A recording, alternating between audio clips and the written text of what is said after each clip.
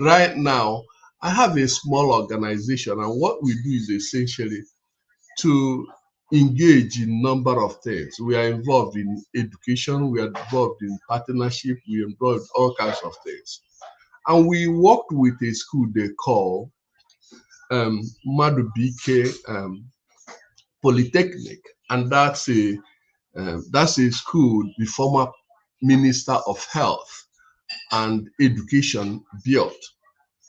And some of their students came and competed in a online program we did with our partner in New York.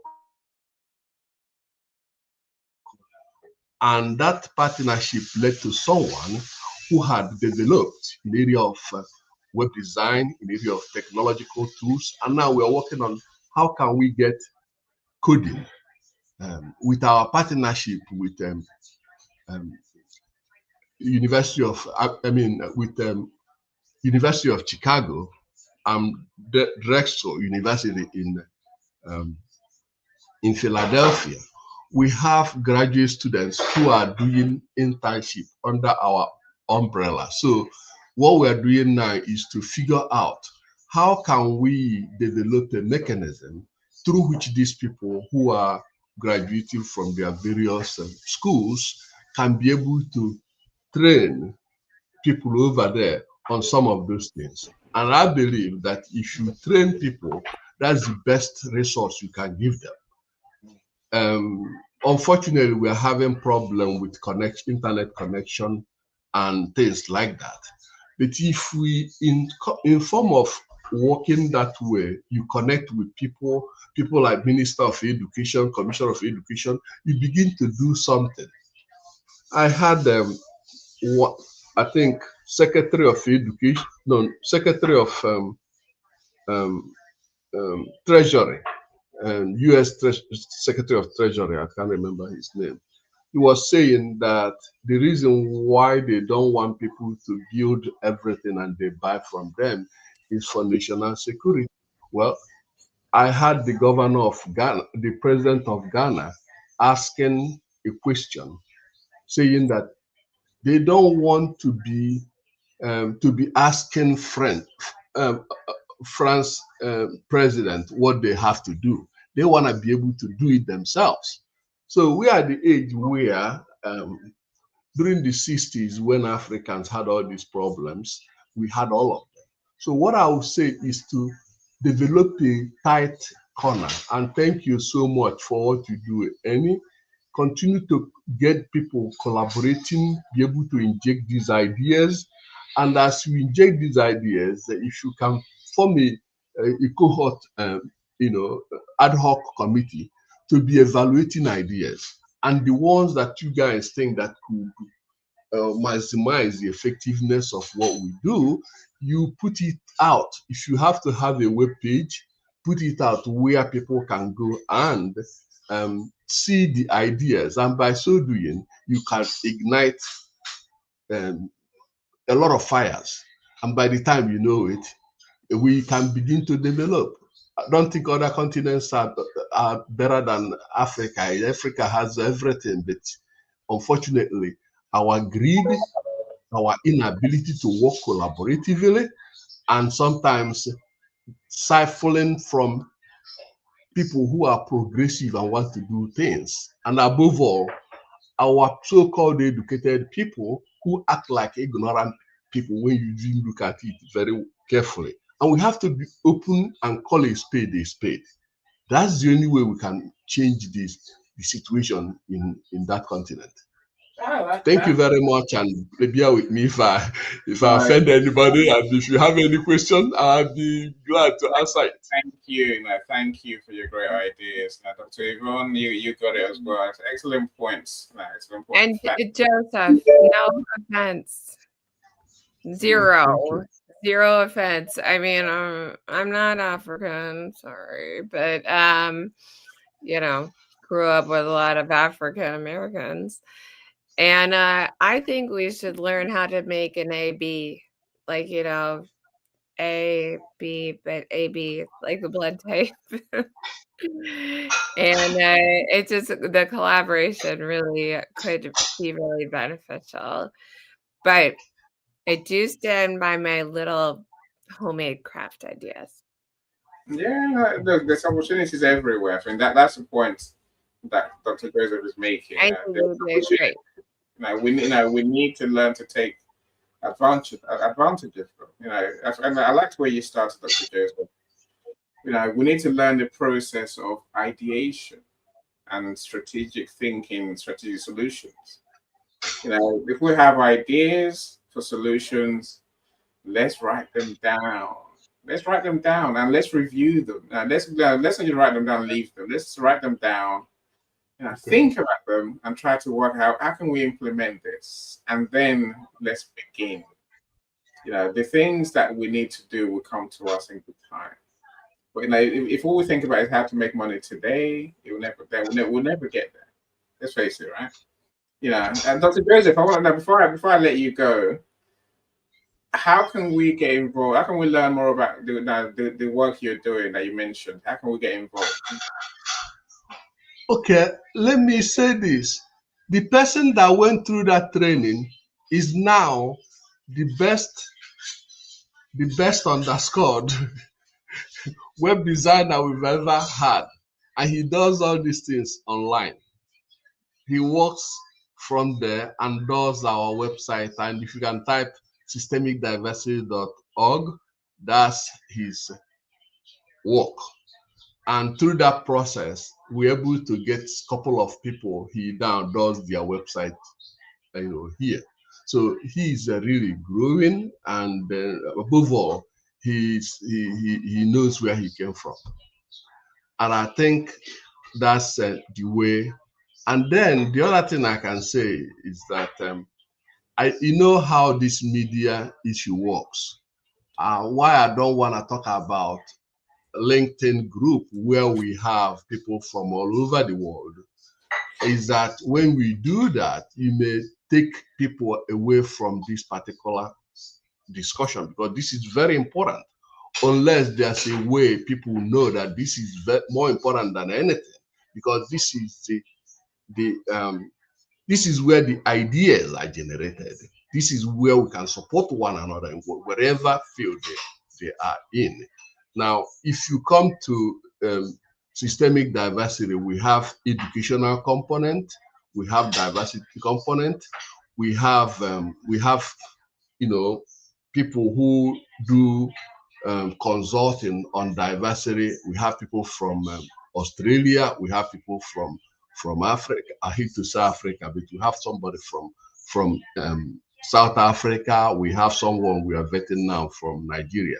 And as I'm talking to you now, one of the people who are working on how do we move education, have people who understand the way people learn, not fragmented information, but to learn something and be able to transfer what you've learned into real world situation.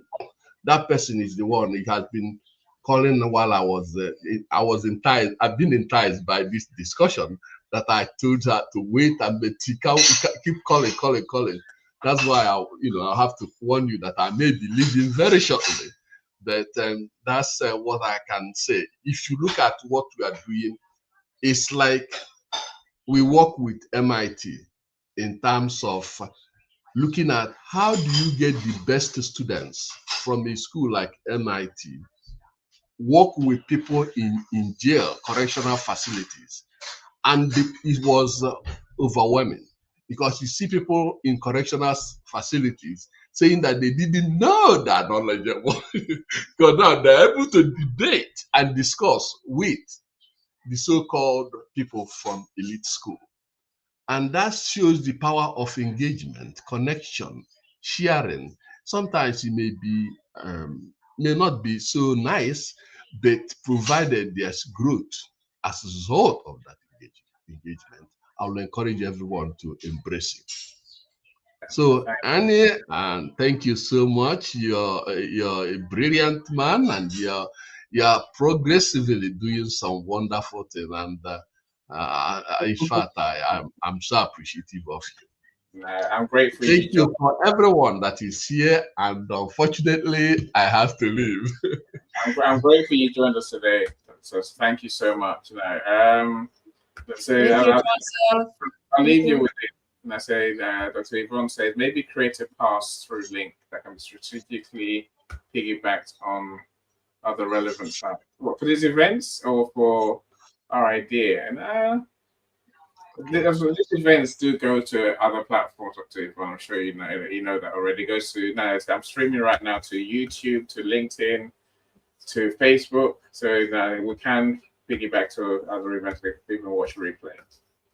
Now, so again, I love those ideas from Dr. Joseph, right? I do love those ideas. There's many ideas. Of course, I think the learning is focused on learning. It's important, but learning is a weird one, right? So when I came back to UK from Nigeria at 13, I was one of the cleverest. I've got a son, basically, his exams, his GCSEs, we called them. And it was 16. I don't know what your 16 exams are in the US or anywhere else in the world. But literally, he feels like a genius. Right? I mention all that simply because a lot of my education in Nigeria was reading and comprehension. A lot of it. Pretty much every day. That's what we did. I don't remember anything else that I learned in Nigeria.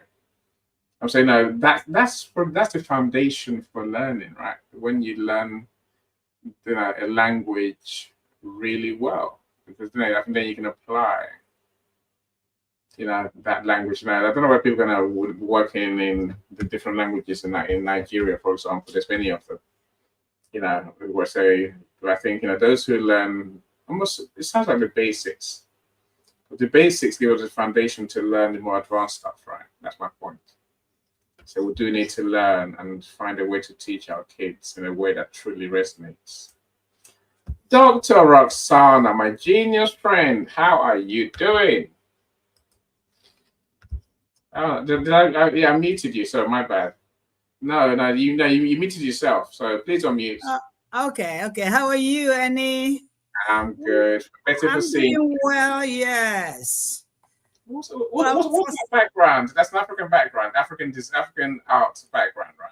Oh yeah, I am an African from Nigeria, the eastern part of Nigeria. I am Igbo specifically, from Urumba North, and I left Africa about 30 years ago, but I have been visiting, so I see a whole lot of good things happening in Africa. They're now quite unlike the Nigeria. I can just say Nigeria for now. I saw they have good roads. These youngsters, the youths, they actually know their technology, despite the fact that they have some limitations. These youths are doing their best, a whole lot of things. I just want to say that investing in Africa can still be done, but what we need is, before the investment comes in, you want to know who you are. You can trust. You want to know if actually the money or whatever you are investing can be used or will be used to do the thing you are intending that it should be used to. The economic group, they are growing so fast economically, especially the Igbos. I'm from Igbo. They grow. I mean, they are all, a majority of the Igbos are businessmen and they are thriving. They are actually thriving. Despite the fact they don't have a lot of infrastructure, but they are doing their best. They're doing their best with the little they have, which means if they can have help, which I think they are, they're getting help from China. I see Chinese, people from China investing in Africa. So if people are asking whether you can invest in Africa, yes, sure you can invest in Africa. Because I see Chinese investing in Africa. So one thing I do say is that cultural diversity in Africa, sometimes political stability, some management problems that we have. That is one of the obstacles of investing in Africa. Besides that, there are so many companies doing great in Africa. So what I'm trying to say is that it's okay to invest in Africa. It's okay because there's a lot of natural resources in Africa. It's a whole lot of natural resources, the oil. You know that Nigeria still export oil. Okay. And there are so many market opportunities. There's markets everywhere. If you go to Lagos, everywhere is market.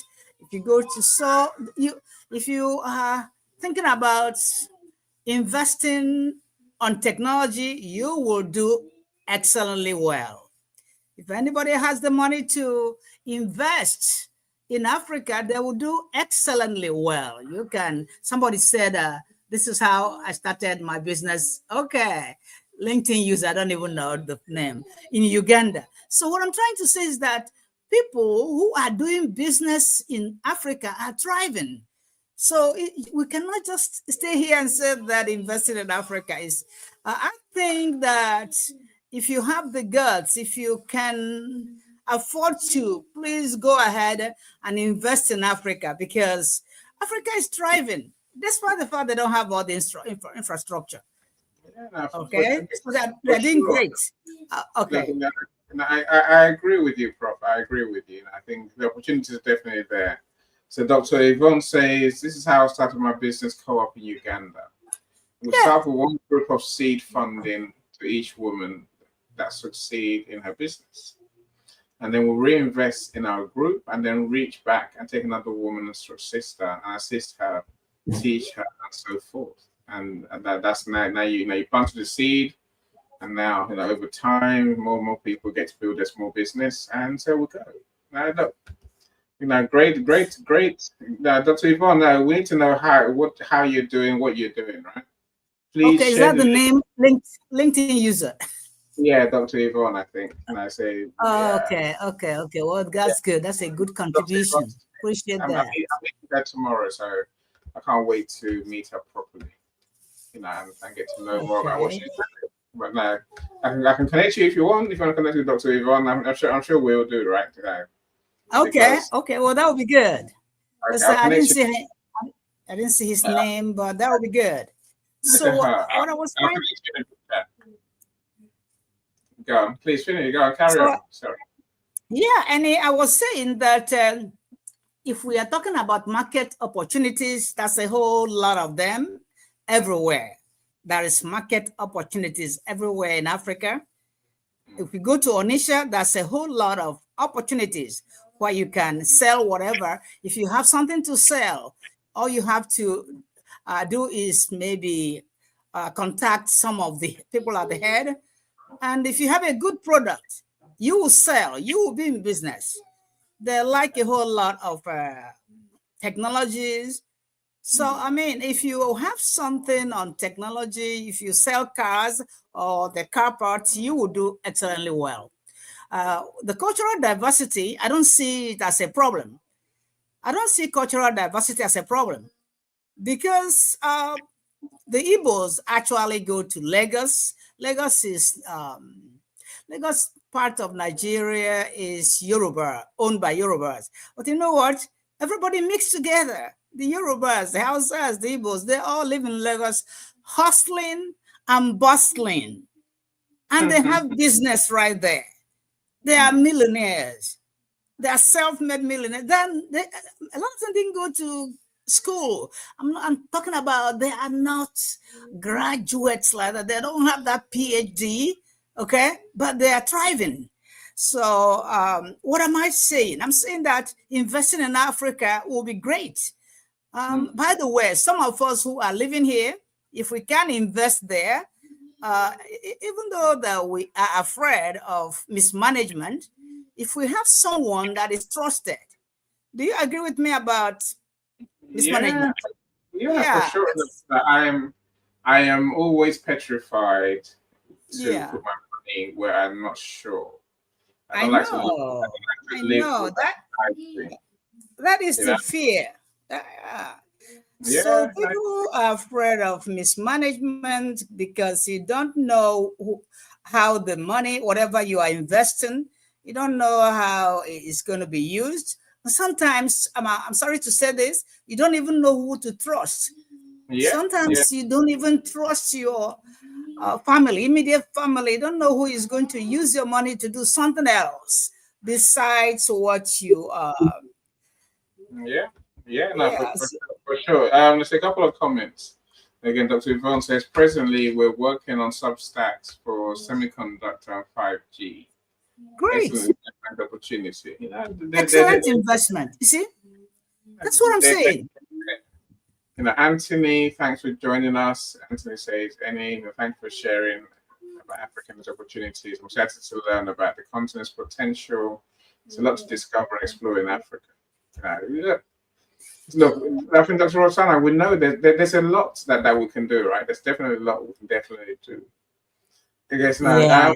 what's your one? You know, you mentioned education. Formal education is not. It's not necessary. It's not. You don't need a PhD. It's a point. You can do a lot. Exactly. You don't need a PhD anywhere to be a good businessman. Not even in America, I'm telling you. You don't need your PhD to be a good businessman anywhere in the world. That's my thoughts, though. You asked me about my thoughts.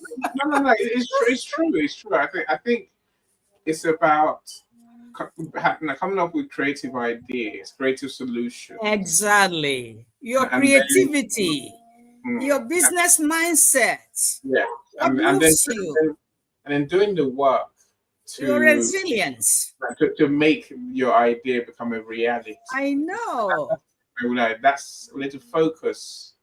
We need to keep our eyes on the prize, and we need to realize, Dr. Rosanna, that things will take years. Anything takes years. Yes, you cannot be a millionaire overnight. No, you can't be anything overnight. You can't be anything overnight. You can't be a millionaire overnight. You have to take it step by step, slowly.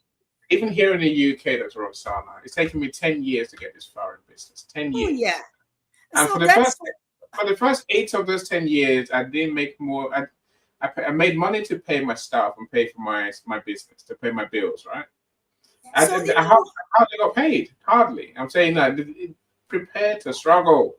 Now, if it's worth it, you will make it in the end, and you make more money than you can dream of. You know, you have more impact than you can dream of. One thing is that if we can just keep our heads up, because if you fail the first time, you fail the second time, you may think your efforts are not worth it. Well, keep on trying. Keep learn from failing. If you don't fail, you will not learn. That's why you keep learning. That's why I didn't say education. You keep learning. So you can relearn from your failure and unlearn and relearn from your failure. Again, with a better solution, better strategy, armed with more knowledge, more experience, more resilience, as you say. Dr. Yvonne, Michael says Habarigani, as Michael says all the time in Swahili. So glad you're here. Welcome, Dr. Yvonne. Welcome. With your points in the comments, and Dr. Yvonne says this is true. I've been burned, and I'm Jamaican. I've been even really burned here in the US, but this never stops my this will never stop my true identity. Thank you. That's the truth. That is true. Because you're burnt, you do not quit. Do not quit. Because if somebody who burnt you or whatever burnt you, whatever they are trying to do is to stop you, and so you will quit. You need to keep on striving. Yeah. You need to keep on striving. Keep your heads up. I love the way you describe it, Dr. Yvonne. Fail up and fail fast. Now fail up. Now do it. Try it. Now do it, and then learn. If it works, great. If it doesn't work, what do you need to learn? Fail. Yes. We need to learn to fail forward. Yes. And not backward. Failing forward. I think even the word fail is a misnomer, because it's not really failure until you give up. I'm talking about let's not give up. Let's stick to our ideas. Let's not give up. Exactly. Let's not give up. And so many of those who succeed, they start small. They start. They build. Well, once you have the idea and you refine it in your head, You refine it to the people you know, the mentors, other business owners, other entrepreneurs. Literally, once you got your ideas sorted, clarified in your head, make it happen. That's what it takes everywhere, not just in Africa, right? Everywhere in the world, right? Yes. Yeah. Let's learn that. Let's stop just thinking and moaning and complaining, and let's start doing. Because there's so much opportunities. Some people are afraid of some regulatory uncertainties in Africa. But it is not perfect anywhere, even in the US. That's nothing. What about what is going on right now here? Yeah, so it's not perfect anywhere. It's really not perfect anywhere. So you cannot just run away from the only thing I see anywhere in Africa is when you are investing from anywhere, especially if you're in US, you need someone, a trusted somebody in Africa to maybe coordinate or cooperate with. But that is the problem, I think. That is what I see, the problem I see. But who is that will be genuine, that will tell you the truth? Who is that? Who is that trusted someone? Yeah, but this is where people like you, people like Dr. Joseph, who have a network, come in handy. It's like Dr. Yvonne, where you have a network already, that you can work with. Michael's point: entrepreneurship thriving on impact is more important than thriving on success. Michael. Impact equals success.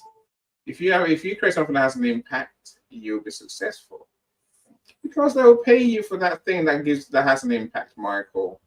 And I'll argue this till I go blue in the face. I might even play my price issue and my price video. Omar, welcome. Look at that sun. Look at that sun indeed. We're not used to it, Omar, but no, it's only one day in my life, right? It'll go away soon. I'm hoping. Otherwise, I might have to move myself slightly sideways to avoid the sun. Do I go that way? Yeah, I go that way, not that way, right? Look at that sun. Dr. Yvonne, so why do you think they won't leave Africa? It's us in the diaspora. We struggle to explain why, whether I would go back, and I struggle to explain whether I would go back.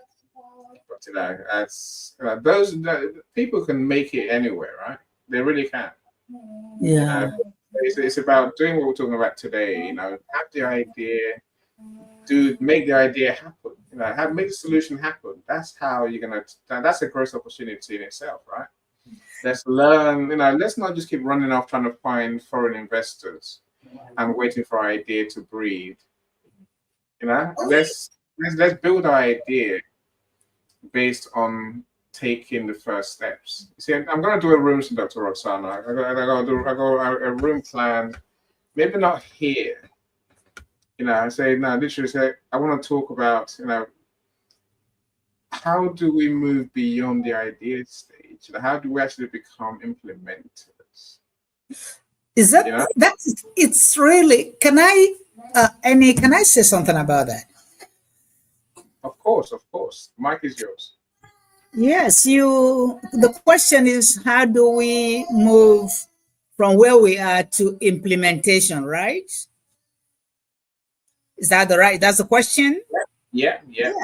Okay, well, before we talk about implementation, you have to have some trusted people. That's what I'm trying to say. Some people you have to network with who are in Africa, right? And I see where someone said, how do you know they will not actually move from Africa? How do you know they will not move to another country? Maybe that's what she's trying to say. So my question or my input is, how do we get that trusted person?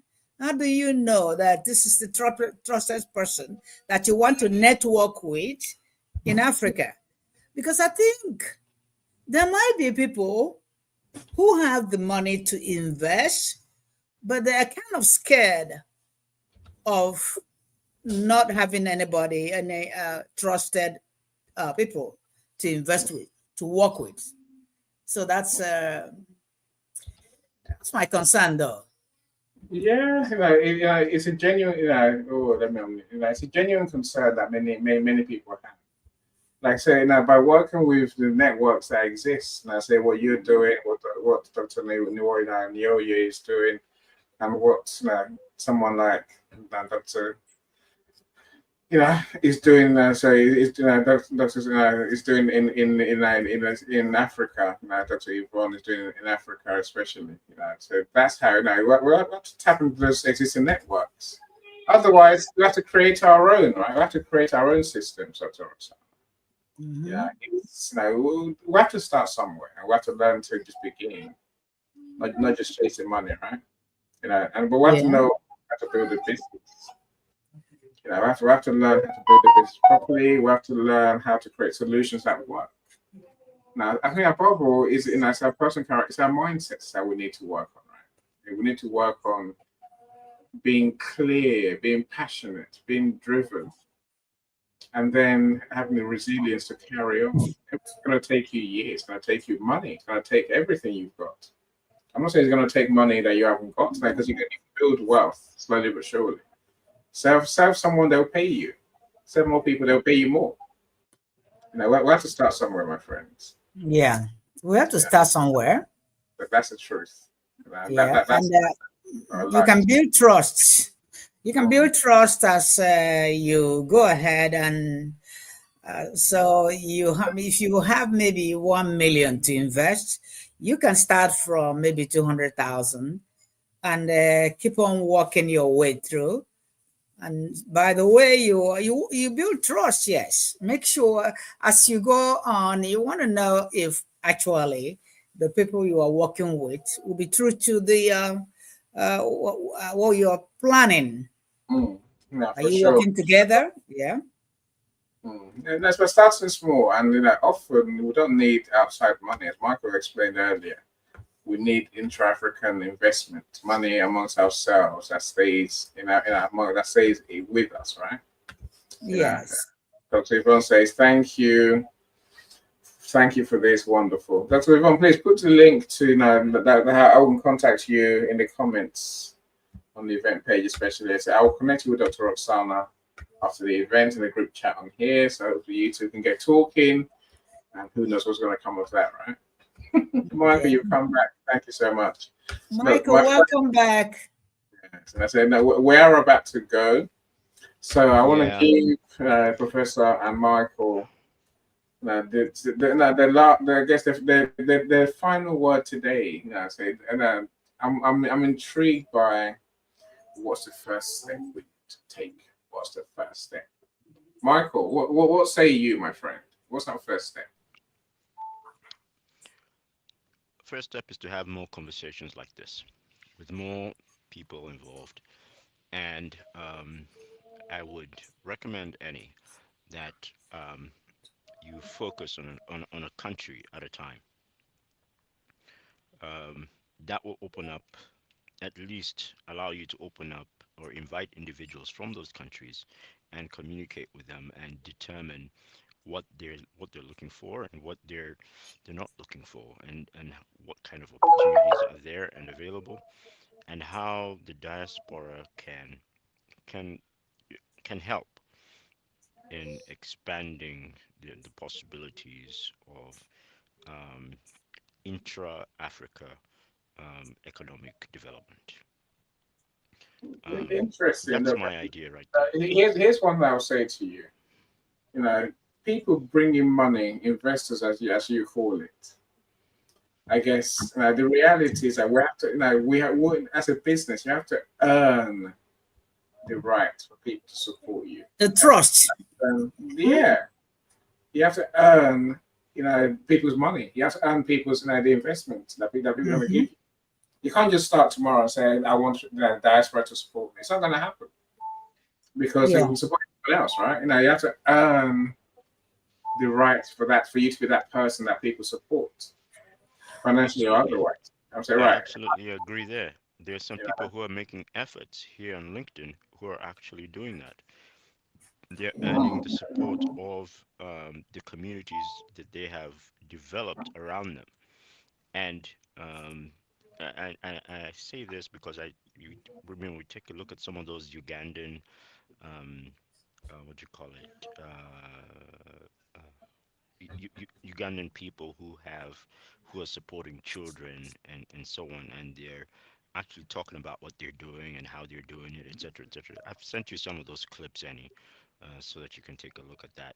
But you can see the gathering, because every time I get a report of as they put out as they put out their reports on what's going on, I also see the number of people who are responding and the types of people who are responding, and there is an increase and an interest from um, prospective members on LinkedIn who and also potential donors or helpers who can assist or who can help, um, what do you call it, become a partner in this venture, etc., etc. You see that happening, and there's also that other gentleman that you sent information about, and I'm still looking into him to see a little bit more as to what he does, and also I've also contacted some of my people to find out a little bit more about him as well, in Uganda. But you can see that, and I also see people like Yvonne, who indicated she's from Jamaica and she's actually investing in Uganda. And that is what actually impresses me with respect to she's going above and beyond to actually establish those relationships with women, and people she can trust who can take care of the projects that she is investing in. I thought that was very impressive as well. So Yeah. I really appreciate her voicing what she actually does, and I didn't know that she was doing that. I mean, I see her every once in a while on some of the stuff I post, but I had no idea that she did that. So I'll look into her a little bit more. Yeah, well, no, better still, meet with her. So I'm meeting with her tomorrow or Thursday. We Oh, need to learn to build relationships. I think we're going to know what each other really do. Build relationships. But, that's fantastic. what we must connect, and then not just connect, but actually talk to each other. Ah, But thank you so much, I'm Michael. sure Yeah, thank you I so can much. get a report from you once you're done. I certainly appreciate that. The report. Yeah, Report. I'm giving you some homework. Give me a report. Um, can you see I'm refusing to do it? I got, Okay, okay, Mr. M. things to do. Oh, Mr. M. I've made the chat happen. You love helps me to make it happen for us to learn. So I'll take that. Homework, Michael. Seriously. Anyway, Yes, yes. all I right. I Let's. from Mr. M. I would like at some point to become Professor M, like Professor Oh, Roxanne. I can, what, we can call you Dr. M. Actually, I don't even know what that Mr. is there. It should be Well, Dr. M. to tell you Well, the it might, truth, I like your title, Professor it's Roxanne. whether he calls himself. Professor. It's whether he calls himself. And did you hear that? And did you Yeah, hear that? We need Dr. M right there, not Mr. he's got to do the work. There is a Dr. Leslie on stage. Let's talk to Dr. Leslie. And I say, you're late in the day, my friend, but you're never too late. So thanks for joining us, Dr. Leslie. So our question is, what are the growth opportunities, growth sectors for African professionals and entrepreneurs? And what's the first step we need to take to realize? Okay. Okay. First and foremost, I just want to say thank you. I just busted now. I was so busy with so many things. I just came in and I saw this. I said, "Wow, I've missed a lot, especially from someone here, Professor. Professor, I greet you. In Africa, we say we greet you, and also Mike. That's my good friend. We greet I you greet you, too. Yeah, I Dr. greet you. Leslie. Welcome. Yeah. Okay. Um. I think I will just keep on saying um, one of one of the things I see here, especially in Africa, I have that passion, seriously, passion, great passion. in seeing Africa someday becoming one of the world power. You know, a lot of people will say it's not possible. It's not possible. But from history, from some of the book, I don't know how truthful it is, but so many authors, they come up with so many things and all that. But when we look at the history, civilization started from Africa, and we know someday Africa will come back to where it was. Let me use the word where it was. Okay, if we look at the sector, I think that topic, I'm trying to click this thing to see the topic actually. If we look at this sector today, if you look at our sector in Africa, sorry, wow, this thing is giving me, I don't know, so sorry, wow.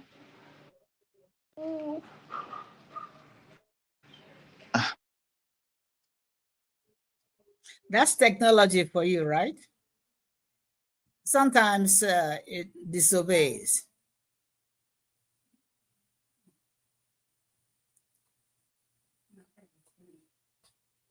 Is it frozen? Oh, no, I'm all right. Hopefully, Dr. Leslie. No, I'm talking about Dr. Leslie. No, it might be distracted for a second. So now, whilst Dr. Leslie sorts himself out, and then let me work with some more people. And Dr. Rosanna, you can tell us what you're doing. And I guess what's your one big first step really is about African business, right? About taking opportunities. How more African professionals and businesses can take opportunities that are right in front of us. Dr. Yvonne, I hear you. Dr. Yvonne says, Jamaica investing in Uganda, impact is more important than success. Impact equals success, Dr. Yvonne. Why do people think one does happen, one happens without the other? Impact is success. Impact is what I had that from Dr. Michael, but that's good. Yeah. So impact is equals success. No impact, no success. No success. We haven't used our time properly, right? We have to speak it. We have to plan it and implement it. And then claim it and then go do it, right? Oh yeah. Dr. Yvonne's giving us her email. Please don't spam her. I'll add you to my email list, Dr. Yvonne. I'll send emails about my books or my friends' books, like Dr. Roxana's book launch and things like that. Okay. So thank you so much. By the way, I need to actually create email. A list from my emails. So any place I need you to help me create a list from my email. Yeah, it can be done. We'll talk. And I said, we've got a list of your friends, but no, but we need to actively, because we use that for your book launch, don't we? I say we need to actively. I want to do that from my Gmail. I just need your help. But anyway, can I make my summary like Michael did? Yes. I have a mix of, in Africa, there are a mix of opportunities and challenges in investing in Africa. But, while the potential for growth and returns is substantial, investors in Africa must be ready to navigate a lot of complexities. Well, a lot of complexities of continent, the Yoruba, the outside, if you're talking about Nigeria, the Igbos, we have some things we have to sort out.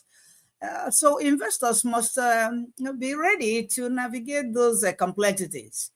And economic and cultural landscape, because we have to be careful. Sometimes, there was a while ago, people who invested in Lagos lost their money because of cultural disputes. So we have to bear that in mind. So otherwise, we can invest in Africa. We have lucrative businesses there, a good landscape for doing business, but there is economic growth, there are natural resources, we have market opportunities everywhere, Lagos, Onitsha, everywhere that you have market opportunities. So whatever you have, it's actually a good thing, it's going to sell. Another problem is political stability, because we are good in I'm sorry to say that, mismanagement of those in politics. So we have to bear that in mind too. Okay.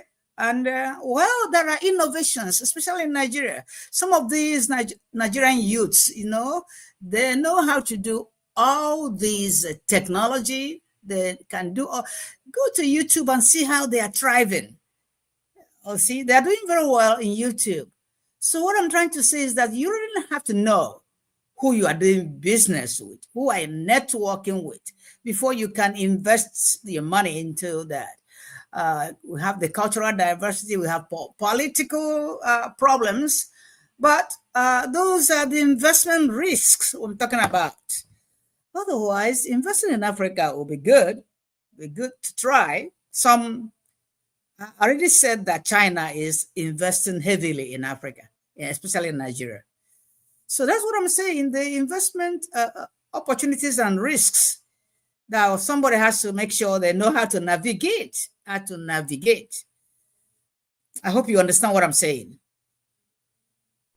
Absolutely. Hello? I understand what Oh, I yeah. understand what you're saying.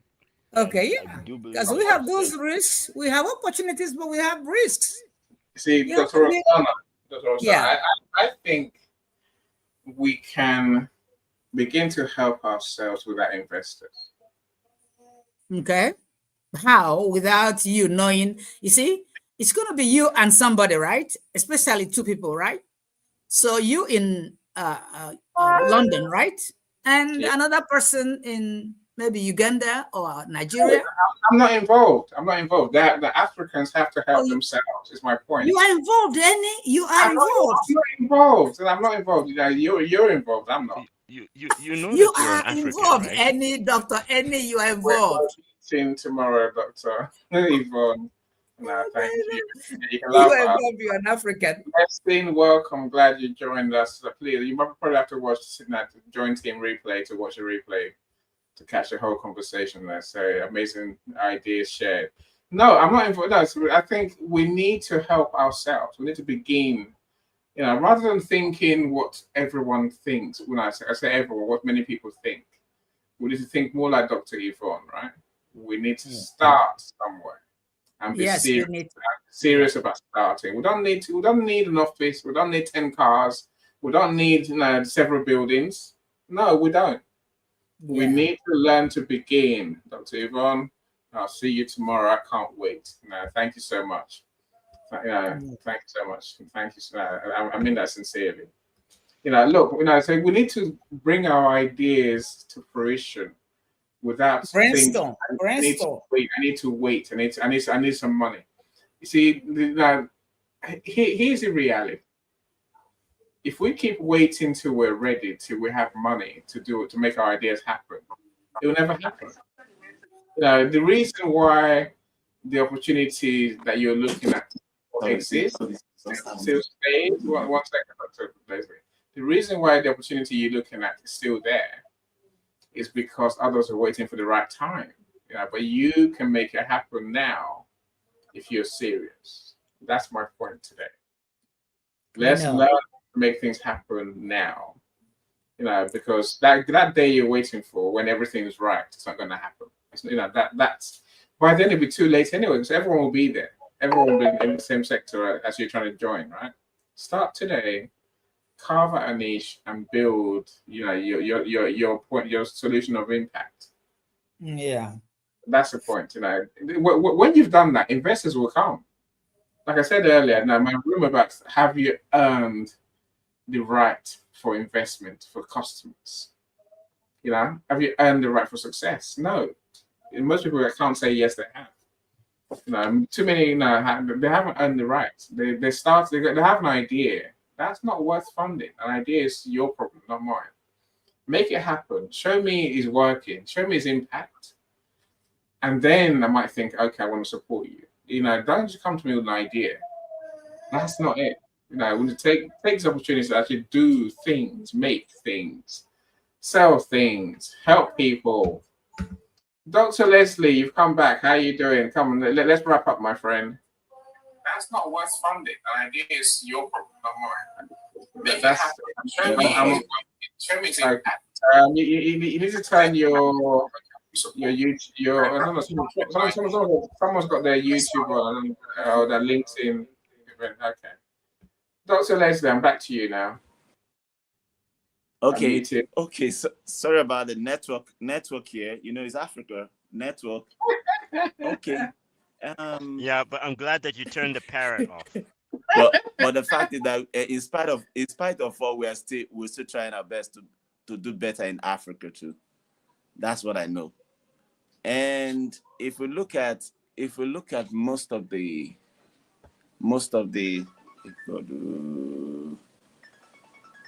if we look at most of the businesses we have around in Africa, particularly small businesses, we will see how most of the small businesses are thriving. But the question is, who are the people growing the businesses? Are they Africans? Are they foreigners? That's what we have to start looking at. If the Africans are the one building the businesses, good for African community. If they are foreigners building the businesses, though, they help the economy to grow, but we are not really partaking in the businesses. When we look at many of the businesses we have in some of the African countries, what exactly are they doing? Which of the industry, in most of the niches, what are the things these people, who are the small business owners, who are they, the Africans, are they connecting to themselves? Are they selling their products? Are they selling their services? What is that thing they are building? What purpose? What is their purpose? What exactly is their purpose? Their purpose is what will determine what we are building in Africa. So if an investor, if someone, for example, I know this is a public platform, but the fact is that I just want to be real, and also I want to look at how the African market, the business will grow to some extent where the Africans will start doing things like the Chinese, the other part of the world that are big economy. One of it is we must learn to partake in the businesses. Not, for example, a Chinese man and a man from Asia will come to set up a company. And make an African the head of the business, and an African would believe that he is building a business. He is only being an entrepreneur who wants to become an business owner someday. So we look at most of these things. Who own most of the products? I think we gave some example last 2 weeks. We talk about the one that has to do with the fintech. Apart from the fintech, the edtech. Apart from the edtech, some businesses we have around in Africa, are they owned by Africa? Apart from the Dangotes, apart from the Elumelu, apart from the other parts, some other persons in South Africa, in Zimbabwe, in Tanzania, and all that, the multi-billionaires we have around those parts there, are they small business owners who are Africans who also think of growing their businesses, growing their small products, that is homegrown products, growing homegrown product to become a global product? Not just growing those products alone. Are they connecting also to their consumers in other parts of the world? So until we start understanding some of these things, it will continue. You see, the small businesses is the major engine. One thing about that small business that is the major engine, this is where you do transaction on daily basis. You know, sometimes if you look at it on daily basis, like for example, in Nigeria now, those small businesses you see, they do in billions of naira. You convert it to dollars, they do millions, multi-million dollars on daily basis. So apart from the transaction, what are also the relationship? How are they relating to themselves? What exactly are they building? What are the facilities? What are the infrastructure? What are the things they are putting together? What is the hope for that small businesses? Are they able to sustain that small businesses? Because when we start thinking of how to sustain those small businesses, you see, we start having businesses that are thriving.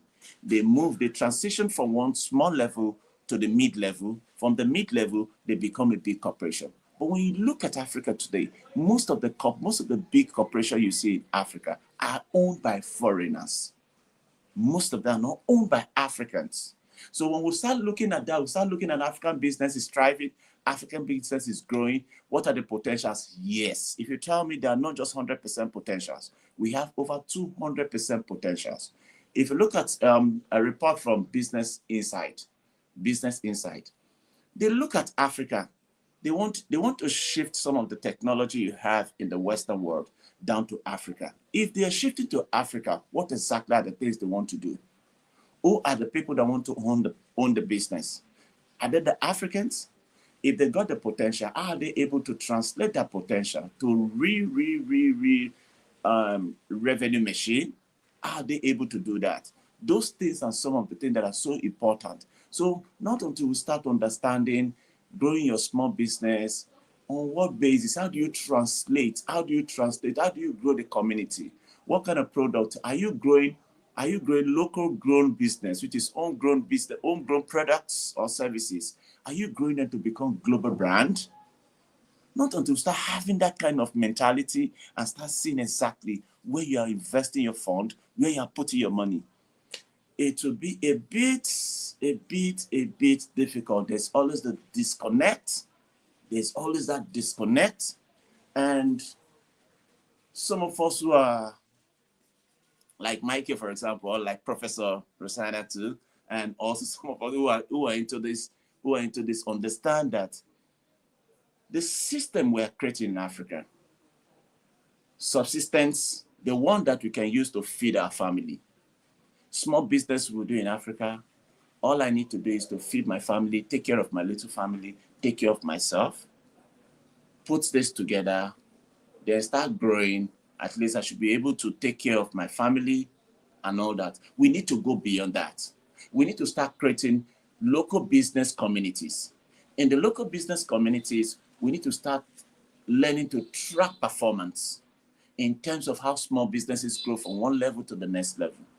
We need to start knowing who are the people. Those who are in the business, they need to be educated. They need to be that education in the business. It doesn't matter. They don't have to be a degree holder. They don't have to be a PhD holder. They don't have to be a master degree holder. No. You just need to have the basic education in what they do, the kind of business. How do they transact business with people? Who are their clients? How do they serve their clients? And on what ecosystem? What is their ecosystem? You need to understand your niche. When you understand your niche, you know your expertise, you know these are the things I am doing. This is where I'm pushing my money to, or this is where I'm pushing my product to. So for my local product, I look at other competitors. Who are the competitors? They are also local grown businesses. Look at those businesses. They connect. There should be that connectivity. There should be connectivity. We start learning. There's this exchange of ideas.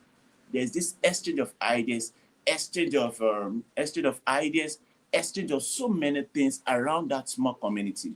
The moment we start doing that, we start growing businesses, communicating, you connect. Look at America, for example.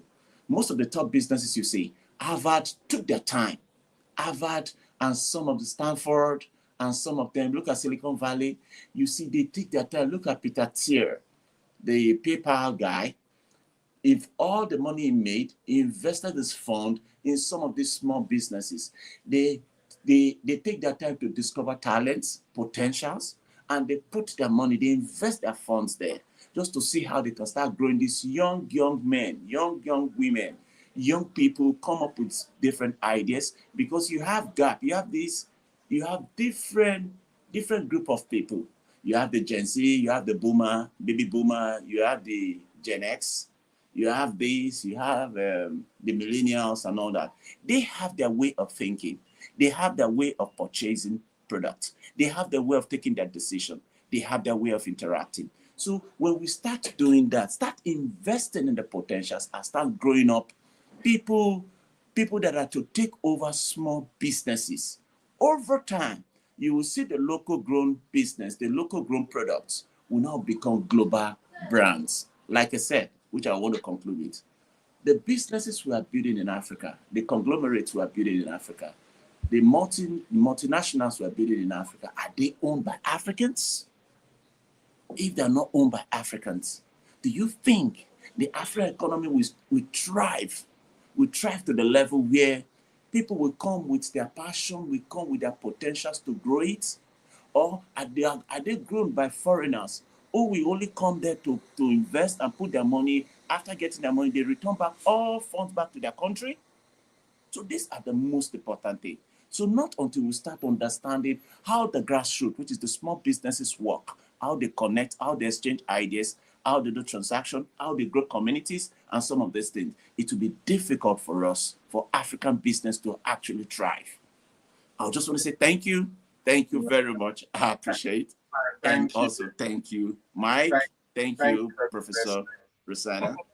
Thank you very much. Dr. Leslie. Dr. Leslie, that was, thank you. Look, there's a lot in what you say which resonates with me and my thinking, right? We keep bickering about what success looks like, Dr. Leslie. I think I agree with you entirely. Success is impact, I say again. And that impact for a small business starts with employing people, creating jobs. That's what we need to be doing to be successful. We're not employing people, we're going nowhere. Yeah, team building. We're going nowhere.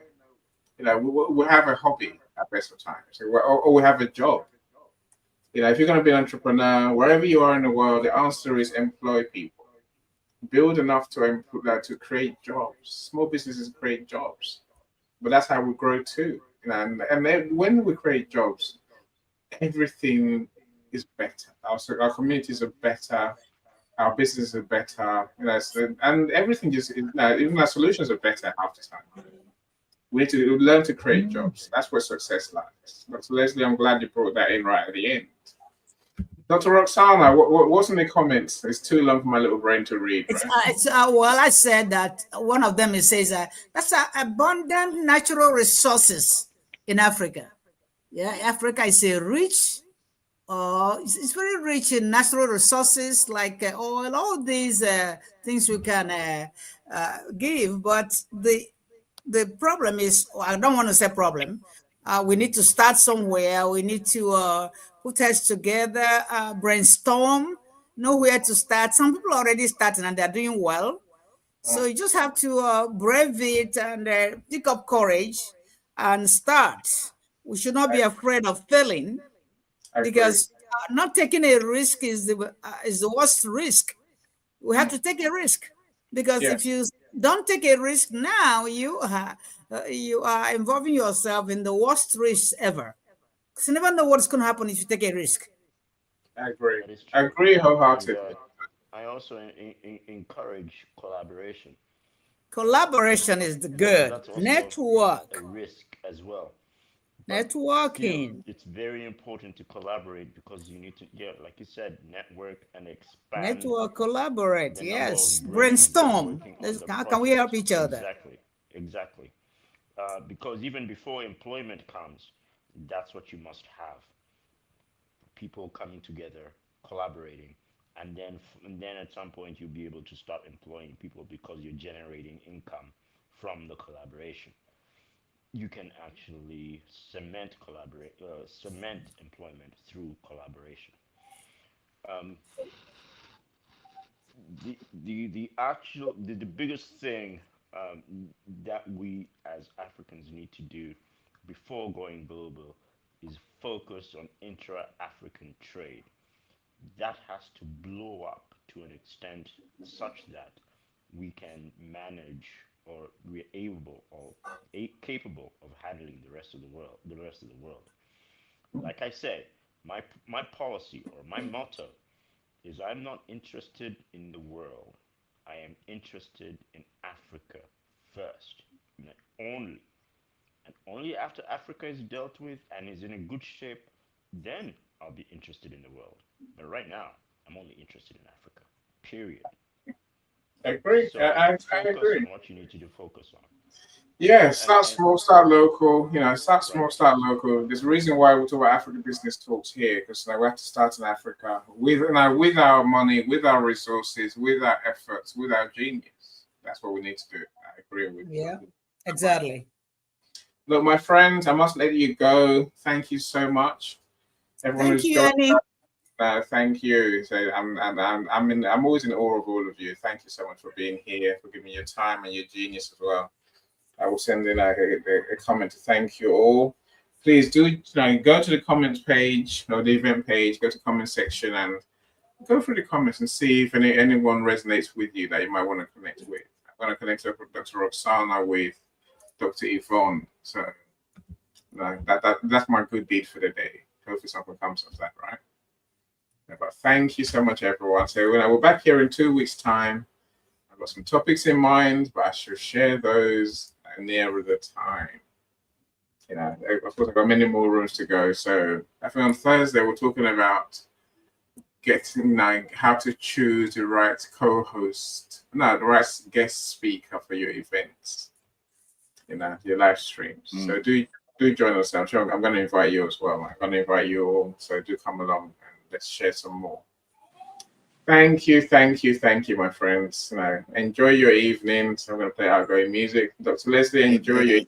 All right, we'll talk soon. Thank you very much. Thank you, Thank Professor. you, Annie. Thank you, Thanks, Annie, and also Thank you, always coming out with discussions on African business. Thank you so much. Yeah, so we're talking about it. You're a genius, Professor. And Michael, you're always a genius, my friend. We'll talk later, everyone. Take care. Thank Bye. you. Thank you. Have a good night.